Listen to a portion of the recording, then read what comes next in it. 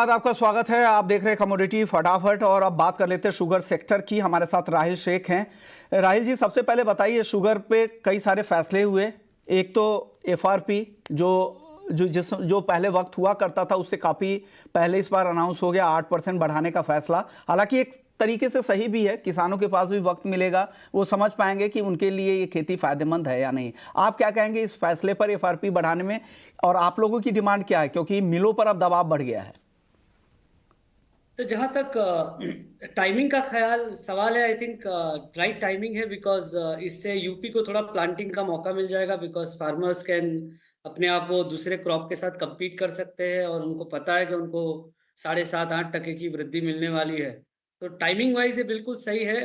पिछले साल अगर आप देखो तो जुलाई और अगस्त में अनाउंस होता था, 2 साल पहले आप देख लीजिए। तो आई थिंक ये तारीख, ये फरवरी में अनाउंसमेंट बिल्कुल सही है।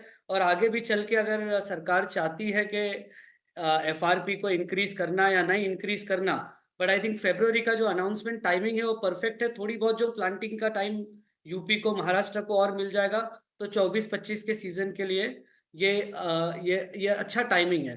बट जहाँ तक इंडस्ट्री का सवाल है, अगर आप देखें तो 2018 में पहली बार एमएसपी लगी थी 29 रुपए की, जो 2019 में रिवाइज हुई थी 31 रुपए की। और आज 2019 के बाद में 14.5 से 15% की एफआरपी इंक्रीज हो गई है और शुगर की एमएसपी को नहीं बढ़ाया गया है।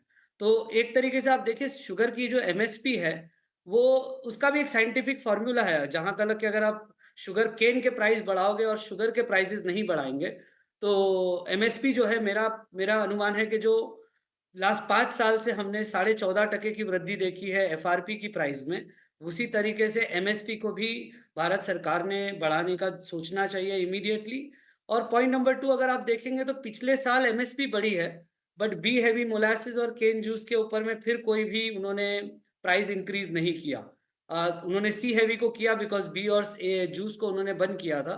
बट ये इंपॉर्टेंट पॉइंट है कि जितना भी एमएसपी एफआरपी इंक्रीज हुआ है 14-14.5% पिछले 5 साल में, उतना एमएसपी का इंक्रीमेंट बहुत जरूरी है। अदरवाइज आप इंडस्ट्री को फिर से वो साइकिकलिटी में ले जा रहे हैं जहां पे गवर्नमेंट पॉलिसी से निर्भर हो जाएगा, लागत लगाना, प्राइसेस नीचे रहना और फिर गन्ना निकल जाना। तो वो साइकिकलिटी जो है वो वापस ना आए, इसके लिए बहुत इंपॉर्टेंट है कि भारत सरकार एमएसपी पे और एथेनॉल के प्राइसेस को, बिकॉज अगले सीजन के लिए भी और इस सीजन के लिए भी जो इंक्रीज हुआ है वो एक बेसिकली साइंस है, उसको इम्प्लीमेंट करके इस चीज को इंक्रीमेंट करना चाहिए। अदरवाइज इंडस्ट्री जो है वो नुकसानी में चली जाएगी। और बिल्कुल, अगर क्योंकि आप फिनिश प्रोडक्ट के दाम अगर बेहतर नहीं देंगे तो किसानों का भुगतान वो कैसे कर पाएंगे। तो लॉन्ग टर्म अगर सस्टेन आपको इंडस्ट्री को भी साथ साथ लेकर चलना है, रखना है इनको सस्टेनेबल स्थिति में, तो डेफिनेटली इस पर भी आपको सोचना पड़ेगा। बहुत छोटे छोटे जवाब चाहूंगा इसलिए कि अभी दो और मेहमान हमारे साथ हैं।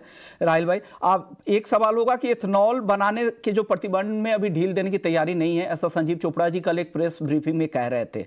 और ये भी खबर आ रही है कि महाराष्ट्र के कुछ मिलों ने बैन के बावजूद जो बी मोलेसेस जो होता है उससे एथेनॉल बनाया है। इस पर आप कुछ कमेंट करेंगे 30 सेकंड में? पहले पॉइंट नंबर 1, महाराष्ट्र, हिंदुस्तान के पास 8 बिलियन लीटर एथेनॉल बनाने की कैपेसिटी है और अभी हम उस पर 1.7 बिलियन पे रुके हैं।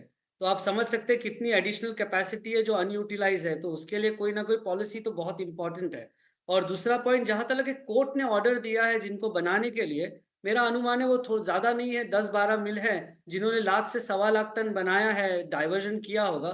और उसको अभी तक के ये ऑयल मार्केटिंग कंपनीज को निर्देश कोर्ट ने नहीं दिया है कि आपको उठाना है। तो बेसिकली वो सेकेंड मूव रहेगा जब तक कि वो नहीं आता है। आई थिंक ये माल बंद करके पड़ा है, it's a matter of diversion. I think court will need to give के ऑयल मार्केटिंग कंपनीज को उठाने के लिए। तो ज्यादा डाइवर्जन है नहीं, वो अबाउट लाख टन के करीब, 1.25 लाख टन के करीब है। तो जहां 1.7 था वो 1.8, 1.825 हो जाएगा। टन सुक्रोज डाइवर्जन की जो लिमिट है उसके हिसाब से लग रहा था कि कहीं ज़्यादा वायलेट तो नहीं हो रहा है। अब अगला सवाल प्राइस को लेकर, ये भी 30 सेकंड में पूरा कीजिएगा। साहिल भाई, राहिल भाई, क्या लग रहा है आपको, किस तरह की चाल लग रही है शुगर की? दाम क्या आगे बढ़ेंगे या स्टैग्नेंट रहने वाले, यहाँ से बढ़ने वाले नहीं है देश में दाम अब? भारत सरकार मंथली कोटा देती है और उस कोटा से ज्यादा अगर बिकता है तो बाजार प्रेशर में रहता है। तो सीजन और ऑफ सीजन गेम हमेशा शुगर में रहेगा।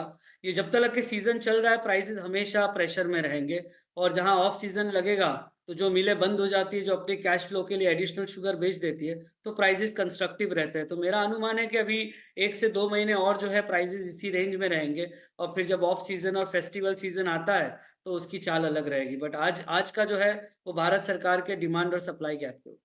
शुक्रिया राहिल भाई, आपने वक्त निकाला हमारे लिए। चलिए अजय जैन साहब है, गेहूं पर बात कर लेते हैं।